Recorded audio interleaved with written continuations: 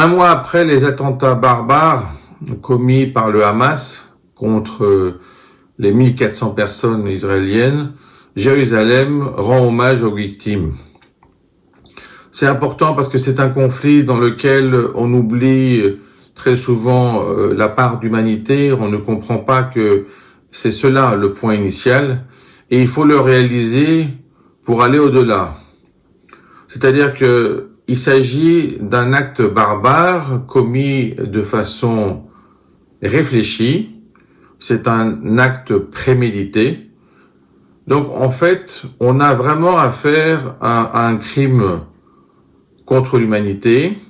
On n'est pas dans un cadre de crime de guerre, puisqu'il ne s'agit pas d'une guerre, en tout cas initialement. On n'est pas non plus dans un cadre de génocide, mais les horreurs commises correspondent bien à des crimes de ce genre. Donc c'est important de le réaliser parce que on a mis beaucoup de temps à démontrer l'existence d'actes génocidaires, l'existence de crimes contre l'humanité. Et cette fois, c'est les bourreaux qui nous donnent les preuves. Et malgré ces preuves, on voit qu'il existe encore des personnes qui se demandent si ça s'est vraiment passé comme ça. Si les vidéos dont on dispose sont vraiment des vidéos qui ne sont pas des fake news.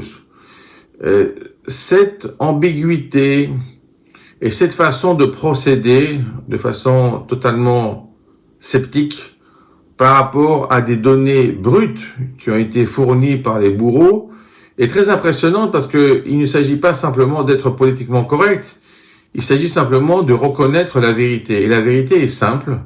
Donc un mois après ces attentats et ces actes barbares, on a un hommage qui est rendu à Jérusalem puisque 1400 bougies ont été allumées devant le mur des lamentations.